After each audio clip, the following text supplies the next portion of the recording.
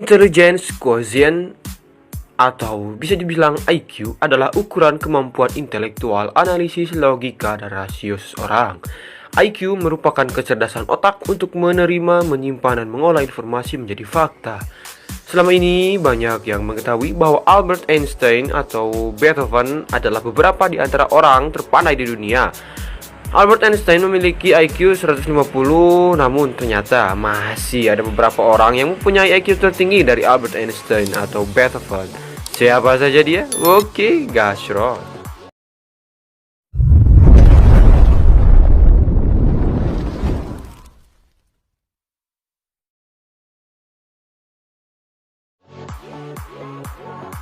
Albert Einstein adalah fisikawan teoretis kelahiran Jerman yang mengembangkan teori relativitas, satu dari dua pilar utama fisika modern.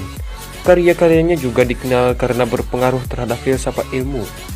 Beliau lahir pada tanggal 14 Maret 1879 di Jerman, lalu meninggal pada tanggal 18 April 1955 di Penn Medicine Princeton Medical Center, New Jersey, Amerika.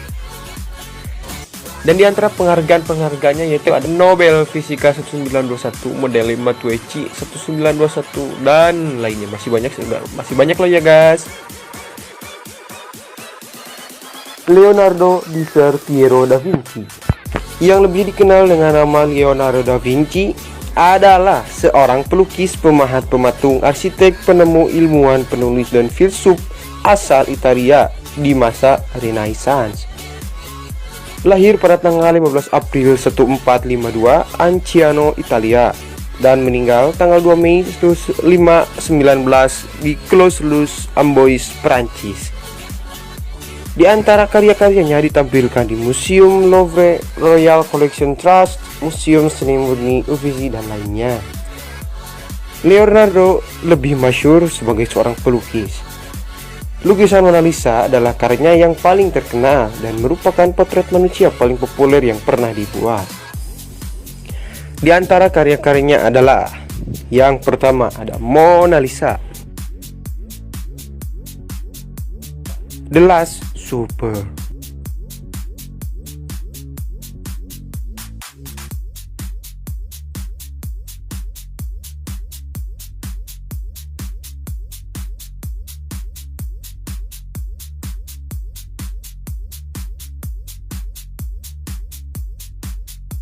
Vitruvian Man,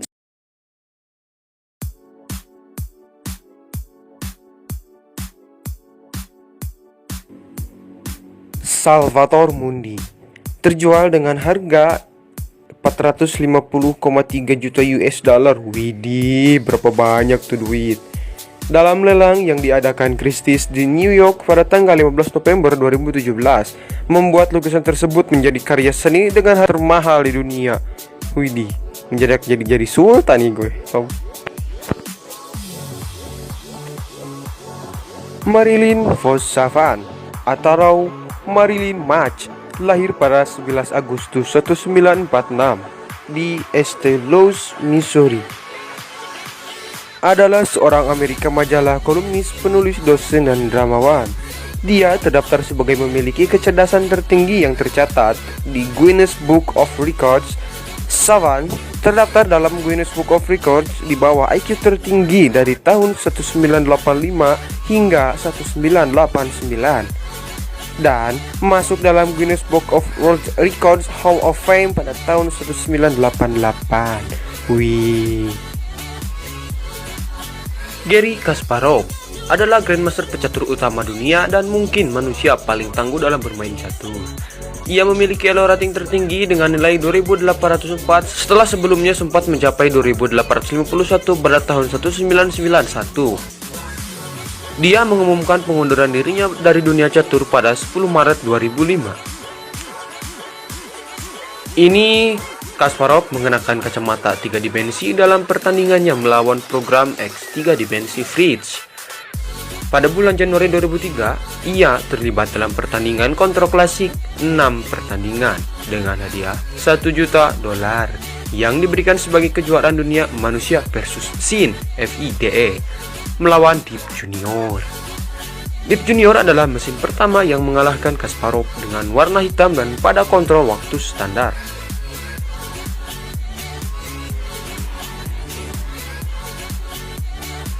Pada November 2003, Kasparov juga bermain dengan program X3 Dimensi Fridge menggunakan papan virtual, kacamata 3D, dan sistem pengenalan suara. Kasparov memperoleh hadiah sebesar $175.000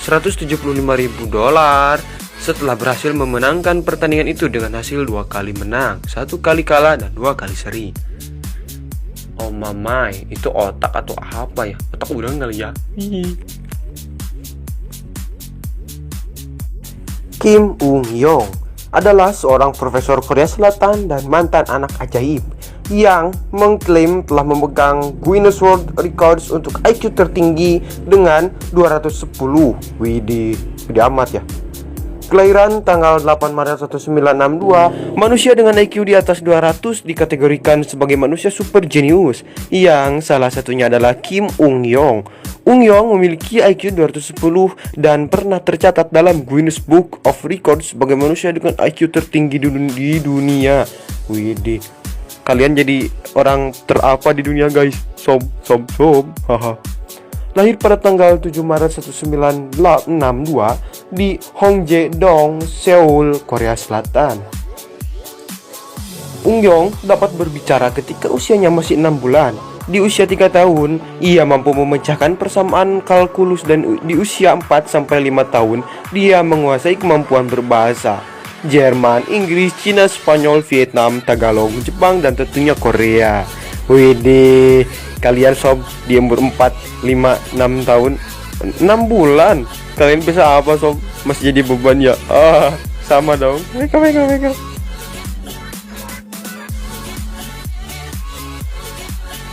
Christopher Michael Hirata adalah ahli kosmologi dan astrofisika Amerika. Hirata berusia 13 tahun ketika ia memenangkan medali emas pada tahun 1996 di Olimpiade Fisika Internasional. Ia menerima gelar sarjana fisika di Caltech pada tahun 2001 pada usia 18 tahun. 18 tahun. Christopher M. Hirata lahir pada tanggal 30 November 1982. Hirata berusia 13 tahun ketika ia memenangkan medali emas pada tahun 1996 di Olimpiade Fisika Internasional. Ia menerima gelar PhD di bawah pengawasan UROS sejak pada tahun 2005 dari Universitas Princeton dalam astrofisika, tesis, teori lensa gravitasi lemah dan analisis data. Dari tahun 2005 hingga 2007, ia menjadi sarjana tamu di Institute for Advanced Study. Dari 2006 hingga 2012, dia menjadi asisten profesor dan kemudian profesor penuh di Caltech sebelum pindah ke Ohio State University tahun ajaran berikutnya dalam kapasitas yang sama. Dia saat ini menjadi profesor di Osus Center for Cosmology and Astrophysical Physics CCAPP. Widih.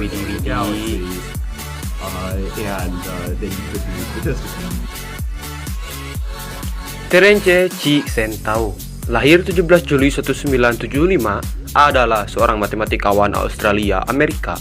Dia adalah seorang profesor matematika di University of California, Los Angeles, UCLA, di mana dia memegang kursi James and Carol Collins. Penelitiannya mencakup topik dalam analisis harmonik persamaan diferensial parsial.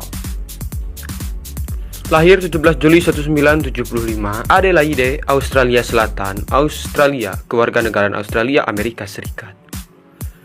Tao telah memenangkan banyak penghargaan matematikawan selama bertahun-tahun.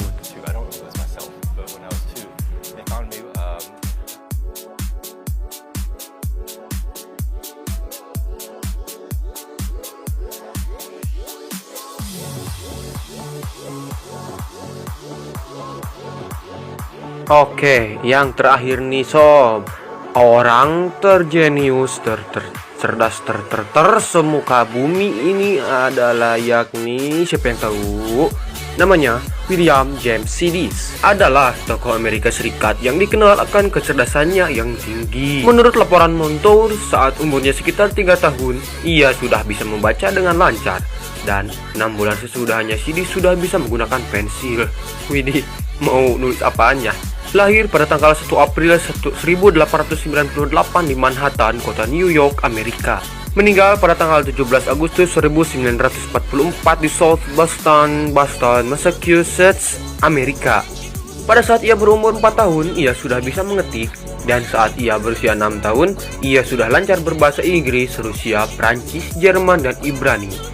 Dan pada saat yang sama juga, ia berbahasa Latin dan Yunani. Widih, 6 tahun gue. Kita mah 6 tahun bahasa Indonesia juga. Ya, masih ya. Hai.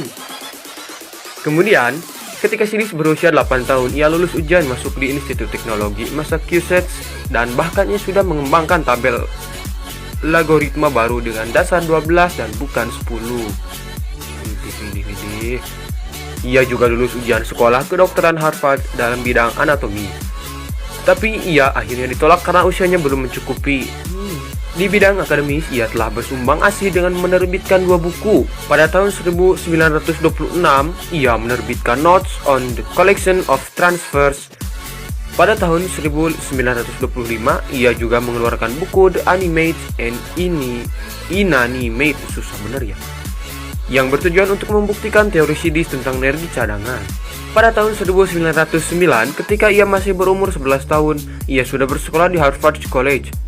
Widih, 11 tahun. Setahun sesudahnya, ia menjadi pengajar matematika tingkat lanjut di klub matematika Harvard. Pada tahun 1914, ia mendapatkan gelar BA. Ia juga pernah menjalankan pendidikan dalam berbagai bidang, termasuk pendidikan hukum, walaupun ia tidak pernah mendapatkan gelar resmi. Setelah sempat menjadi profesor di Universitas Rice saat berumur 20 tahun, ia menolak menjalankan tugas-tugas sebagai akademisi. Pada akhirnya, ia menjadi pemurung dan menarik diri dan masyarakat dan bekerja di bidang tata usaha tingkat rendah. Sampai akhirnya ia menjemput ajalnya pada umur 46 tahun akibat stroke. Itulah orang-orang jenius yang ada di muka bumi dengan berbagai prestasi dan penemuannya yang sampai saat ini masih ada dan masih dipergunakan. Kira-kira siapa selanjutnya ya yang bakal ngalahin James Sidis ya? Siapa ya? Yaudahlah, ntar anak aku aja ya bakalan aku gecek pokoknya. Tahu gecek nggak? Ya pokoknya itulah. Ya, tapi ntar ya nikahnya juga belum ya. Sekian pembahasan dari SIM aku. Please klik subscribe dan tekan loncengnya dan share juga biar tidak ketinggalan berita terbaru. Next, bahas apanya? Tulis di komentar aja ya kuy. Oke, sampai ketemu kuy lagi. Kuy.